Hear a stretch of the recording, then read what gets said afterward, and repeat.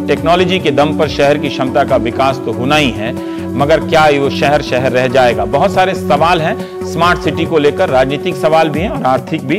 हम prime time में बात करेंगे। हमारे साथ हैं प्रोफेसर संजुक्ता भादुरी, आप अर्बन प्लानिंग के हेड हैं, प्रोफेसर हैं school of planning and architecture Delhi.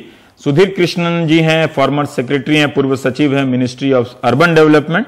दुनू रॉय जी हैं, आप हजार्ड सेंटर के डायरेक्टर हैं और शहर पर्यावरण पर काफी कुछ लिखते रहे हैं। और सिमप्रीत सिंह हैं हमारे साथ बेंगलुरु से, आप राइट टू सिटी कैंपेन चलाते हैं, मिल जाएंगे। संजुक्ता जी, परिभाषा को लेकर दुनिया में बहुत बहस है, मैं इस वक्त कम डिटेल में जाना चाहता हूं, लेकिन फिर भी आप लोगों की नजर में स्मार्ट सिटी क्या है? ये पुरानी दिल्ली, बनारस वाला जो शहर है, अमृतसर वाला जो पुराना शहर है, उससे कैसे अलग होगा? स्मार्ट सिटी हमारे लिए सिर्फ आईसीटी का प्रयोग नहीं है। आईसीटी तो रहेगा। आईसीटी मतलब जो कम्युनिकेशन टेक्नोलॉजी, जो कम्युनिकेशन टेक्नोलॉजी एंड टेक्नोलॉजी का जो मुद्दा है, टेक्नोलॉजी तो रहेगा। टेक्नोलॉजी शायद हमारे लाइफ को कन्वीनियंट कर सकता है, टाइम को सेव कर सकता है, मगर उससे बड़े हैं लोगों के बारे में सोचना। जो लोग यहाँ है, डिफरेंट स्टेटा के लोग हैं, डिफरेंट काम करते हैं, उनका जो एक्टिविटीज हैं उनको बरकरार रखना, उनका जो जिंदगी में वो मैं जानना चाहता हूं, जैसे मेरे पड़ोस में ग्रेटर नोएडा है, क्या वो स्मार्ट सिटी है? काफी ठीक ठाक लगता है, वैसे है तो उत्तर प्रदेश में, लेकिन काफी ठीक ठाक लगता है। मैं पिछले 15 सालों से उसे काफी मेंटेन देखता हूं मैं। वो तो बहुत कुछ इसमें हम नहीं बोल सकते कि वो स्मार्ट सिटी है, बट उसमें कुछ कुछ खूबियां हैं, अब कुछ कुछ खूबियां भी नहीं भी है। तो इसलिए हमें देखना पड़ेगा कि शहर को कैसे हम लोगों का फॉर एग्जांपल मैं एक इंग्लिश में थोड़ा सा बोलूंगा। इंग्लिश में बोल लीजिए। हाँ, कि वो जब ग्रेटर नोएडा, जब अब नोएडा एक्सप्रेसवे पे चलते हैं, तो उसमें अब आसपास के लोगों, वो अगर किसी के पास गाड़ी ना हो तो वो उतना डिस्टेंस ट्रैवल करना, तो स्मार्टनेस जो बोलेंगे, तो शहर तो सब लोगों के लिए, सभी लोगों के लिए, वर्ग के लोगों के लिए होनी चाहिए। तो ये जो स्मार्ट सिटी का जो नया कॉन्सेप्ट सरकार ला रही है, क्या आपको लगता है कि ये सभी के लिए है? मैं वहां पर अंडा बेच सकता हूं, मोमो बेच सकता हूं, मारुति कार लगाकर बोनट पर जूता बेच सकता हूं। अगर मैं गांव से शहर आऊं तो वहां पर कल को वहां पर जलेबी बेच सकता हूं, बेल की शरबत बेच सकता हूं। नहीं, वो नहीं बेच सकते। एक्चुअली इनफॉर्मल सेक्टर जो हम बोलते हैं आजकल शहरों में 60% 70% बहुत से शहरों में इनफॉर्मल सेक्टर है। तो इनफॉर्मल सेक्टर के लिए आज तो वी हैव आवर पॉलिसी, हमारे वेंडर पॉलिसी है कि हम जगह उनको देना है, उनको स्ट्रीमलाइन करना है। सारे लोगों को जगह नहीं दे सकते। 70% आबादी सड़कों पर इसी तरह अपना रेहड़ी पटरी लगाकर गुजारा करती है, उनको आप व्यवस्थित तौर पर आप देना चाहिए, लेकिन दे नहीं सकते। क्या उनकी एंट्री होगी? एंट्री होनी चाहिए, अगर शहर को लोगों के उसमें कोई समस्या नहीं है, क्योंकि सरकार ने कहा है, कोई ब्लूप्रिंट पब्लिक में है नहीं, एक चर्चा हो रही है। दुनू राय जी, आपने क्या समझा है स्मार्ट सिटी की परिभाषा, या जो नहीं समझा है वही बताएं। नहीं, मैं तो ये समझता हूं कि उस शब्द, ये जो सिटी है, उसके सामने ये संज्ञा क्यों डाली गई स्मार्ट? कोई वजह होगी, उसको कुछ भी कह सकते थे, स्मार्ट क्यों कह रहे हैं? तो स्मार्ट का अगर देखें तो जैसे कि आपका स्मार्टफोन है, स्मार्ट कार्ड है, तो वहीं से वो शब्द आता है स्मार्ट। तो उसमें स्मार्टनेस क्या है? स्मार्टनेस जैसे कि आपके सबसे पहले सैलून वालों ने इस्तेमाल किया था स्मार्ट शब्द। स्मार्ट यानी कि आप दिखने में स्मार्ट हो, वो तो दिखने में स्मार्ट की बात है। ये दिखने में स्मार्ट का सवाल नहीं है, ये करने में स्मार्ट है। करने में क्या, आपके फोन में, स्मार्टफोन में वो ट्रैक करता रहता है कि आप कितने लोगों को फोन कर रहे हैं, कितने बार फोन कर रहे हैं। अगली बार आप उस व्यक्ति को फोन करना चाहें, वो खुद ब खुद आपको वो फोन करवा। जो मैं समझा हूं कि आपके फोन में सेंसर लगा है जी, और आपको पता है कि इस रूट पे काफी भीड़ है तो आप दूसरी रूट ले लें, या फिर एक सेंट्रली एयर कमांड सिस्टम है वहां। जैसे अभी क्या है कि गुड़गांव या नोएडा में सबके छत पर सेंट्रल कूलिंग लगा हुआ है, लेकिन वहां एक कूलिंग सिस्टम होगा, पानी से पाइप के जरिए सबको ठंडा कर देगा सेंट्रली वो शहर, है ना? ऐसा मैं समझा हूं, और ऐसा ही जीएसटी में बना है। जो जितना मैं तो एक तरह से जो बाहर हो रहा है वो देख रहे हैं कि सब ठंडा ठीक हो जाएगा, ट्रैफिक, पानी का बचत हो जाएगा, पानी बर्बाद नहीं होगा, ट्रैफिक जल्दी चलेगी। लेकिन सवाल यह है कि उसके पीछे स्मार्ट चीज क्या है? क्या चीज है उसके पीछे स्मार्ट चीज ये है कि हर चीज की जानकारी सेंसर से कहीं ना कहीं एक केंद्रीय जगह पे जाएगा। वो केंद्रीय जगह फिर फैसला लेगा। जैसे कि इस सड़क पे सेंसर बताएगा कि कितनी गाड़ियां चल रही हैं। हाँ ठीक है। और वो बताएगा इस रेड लाइट को अभी हरा करना है या लाल करना है, ताकि ट्रैफिक जल्दी इसमें चल जाए। ये सेंसर ये नहीं बताएगा कितने लोग पैदल चल रहे हैं, कितने लोग साइकिल से जा रहे हैं, क्योंकि फैसला किस बात का हो ये पता नहीं है कि उसमें पैदल चलने वालों की जगह होगी कि नहीं होगी। फुटपाथ तो होगा जरूर, क्योंकि जब आप उसको फीड करते हैं, ये स्मार्ट चीज जो है वो अपने से स्मार्ट नहीं होती। मशीन को, कंप्यूटर को सिखाना पड़ता है कि ये जब आएगा तब। इन मौजूदा शहर में, दिल्ली शहर में भी, जैसे 1922 में कोई ह्यूस्टन में पहली बार ट्रैफिक लाइट लगी थी। हाँ। समय पढ़ रहा था रिसर्च के दौरान, मैं गया नहीं हूं उन सब देशों में, लेकिन तब भी दिल्ली में ही वाईफाई लगा रहे हैं आप, या फिर सीसीटीवी लगा रहे हैं। एक तरह से टेक्नोलॉजी तो आ रही है ना, तो तकनीकी का हस्तक्षेप तो इन शहरों में भी है। वेस्ट मैनेजमेंट को भी लेकर बात हो रही है। स्मार्ट क्या बात, इनको लेकर एक जगह, अगर ठीक है कि हम पुराने शहरों को बेहतर नहीं कर पाए, ये एक सवाल है, लेकिन नया क्यों नहीं अच्छा बसा सकते? उसका आपका सवाल है। मोमो बेचने वाला सेंसर में आ जाएगा, लेकिन वो सेंसर फैसला क्या लेगा? उस मोमो वाले को रहना है या नहीं रहना है? कुछ फैसला तो लेना पड़ेगा ना। वो प्रोग्राम क्या है, वो प्रोग्राम कौन बना रहा है? क्योंकि वो प्रोग्राम में अगर जो प्लानर है उस प्रोग्राम में फीड इन कर दे कि मोमो वाले को हटना चाहिए ताकि गाड़ी तेज रफ्तार से गुजर सके, तो फैसला किसने लिया? किसके बिहाफ पे लिया? मोमो वाले के बिहाफ पे लिया, जलेबी वाले के बिहाफ पे लिया, या ट्रैफिक जल्दी रफ्तार से चले उसके बिहाफ पे लिया? ये सवाल। कृष्णन जी, इतना पैसा लगाकर हम एक शहर बना रहे हैं, कहीं चीन की तरह हम घोस्ट टाउन तो नहीं बना रहे हैं? नए शहर बनाने की क्या गारंटी है कि ये रोजगार पैदा करेंगे? जब सरकारें पुराने शहर से रोजगार पैदा नहीं करें, तो एक शहर हम बनाएंगे, शहर से रोजगार पैदा नहीं होता तो ये तो मतलब मजदूर बनाने के बाद वो तो बाहर कर दिया जाएगा। जी, ऐसी धारणा सरकार ने भी नहीं, या हम गलत समझ रहे हैं? हाँ। नहीं, जी हाँ, ऐसी धारणा सरकार ने भी दिखाने नहीं चाहा है। शुरू में उनके मैनिफेस्टो में बीजेपी के जरूर 100 स्मार्ट सिटी जो लिखा था, उससे ये माना गया कि नए 100 स्मार्ट सिटी बनेंगे।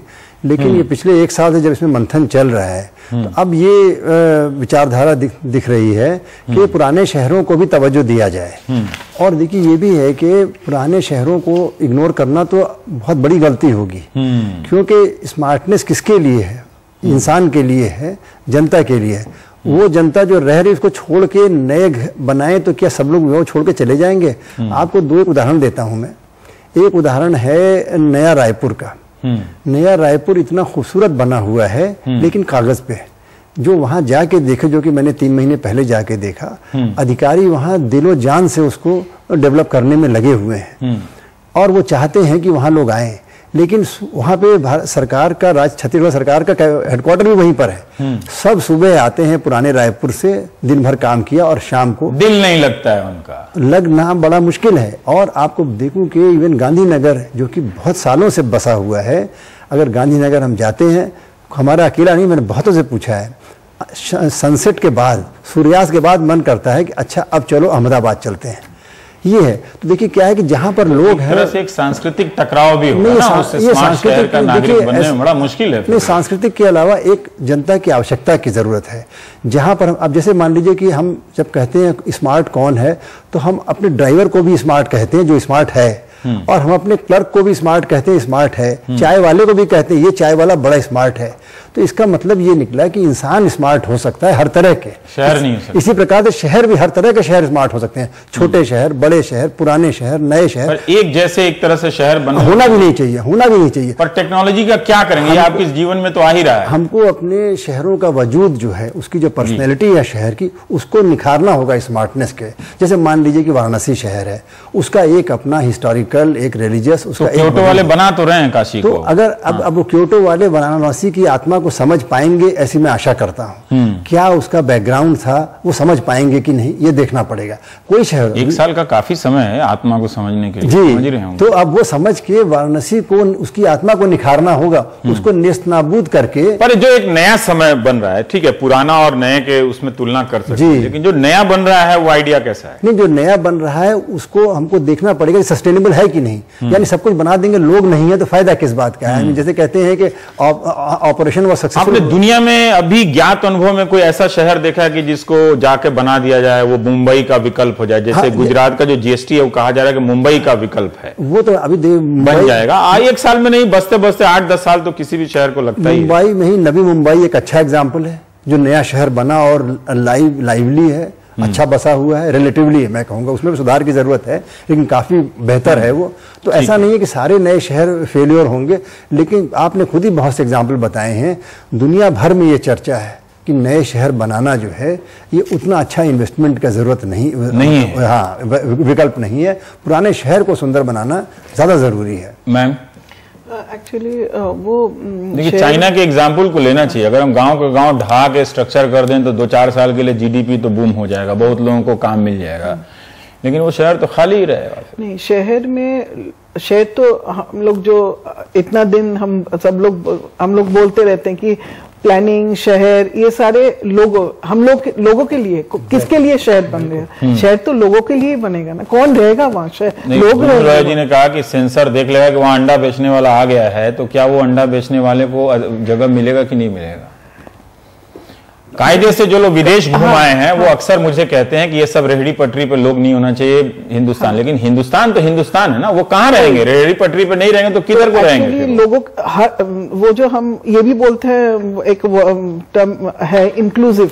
हाँ, हम बोलते हैं सारे वर्ग के लिए, सब लोगों के लिए शहर होनी चाहिए। तो हम इंक्लूसिव जो बोलते हैं तो सब लोगों के लिए। पॉइंट समझना चाहता हूँ, एज ए आप स्कूल ऑफ प्लानिंग आर्किटेक्चर की हैं, कि ये जो स्मार्ट सिटी का जो आइडिया जितना पब्लिक में गवर्नमेंट से आपने समझा है वो इंक्लूसिव है या अभी उसमें वो हिस्सा आपको नहीं समझ में आया? इंक्लूसिव मतलब गरीब मजदूर सबकी हिस्सेदारी। हम लोगों ने एक्चुअली सब लोगों ने डिफरेंट फोरम्स हम शायद चर्चा वही करते हैं कि इसका फ्रेमवर्क क्या होगा। मतलब इसका जैसे स्मार्ट सिटी बनेगा, उसके लिए मतलब स्मार्ट सिटी में ये पहलू होनी चाहिए, ये एस्पेक्ट्स देखी जानी चाहिए। तो वो उसका जो परिभाषा, उसका जो एक फ्रेमवर्क, वो फ्रेमवर्क होनी जरूरी है ना। इतना बड़ा इन्वेस्टमेंट हो रहा है, मुझे लगता है कि लोगों को भी थोड़ी और जानकारी हासिल करनी चाहिए। अपने अपने नेताओं से पूछना चाहिए कि वो क्या है। मतलब एक शहर बन जाएगा तो उससे रोजगार आ जाएगा, या बनारस में हथकरघा उद्योग है उससे रोजगार आएगा। वो जो शहर बनेगा वो किस तरह से, लेकिन उसमें बहुत सारे कैटेगरी हैं। मतलब आशंका की नजर से कम, सवालों से ज्यादा देखिए। सिमप्रीत साहब हैं, आप राइट टू सिटी कैंपेन चलाते हैं। सिमप्रीत साहब, हम ये जानना चाहते हैं कि अगर कोई ये दलील दे कि अब नई जरूरतें हैं, हिंदुस्तान की 70% आबादी जब शहरी हो जाएगी पूरी दुनिया की तरह, तो वो सारे लोग शहर में आएंगे, तो उनके बसाने के लिए एक नए शहर की भी जरूरत होगी जो सैटेलाइट टाउन है या फिर कहीं अलग से अलग अलग स्टेट में है।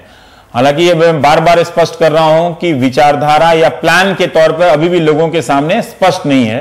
फिर भी केंद्र सरकार ने एक मंजूरी दी है। हो सकता है मैंने ही नहीं पूछा सरकार से, लेकिन फिर भी मैं जानना चाहता हूं कि क्या ये एक वायबल अच्छा ऑप्शन है? अगर नहीं है तो फिर क्या किया जाए? उतने लोगों को कैसे हिंदुस्तान अपने शहरों में एकोमोडेट करेगा, शामिल करेगा?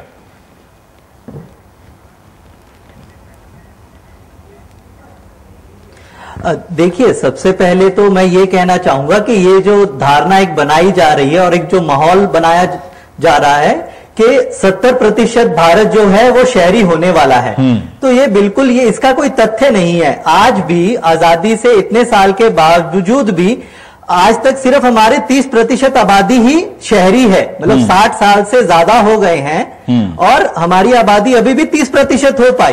तो 70% होने तक कितना समय लगेगा इसका कोई भी किसी को अनुमान नहीं है आज भी।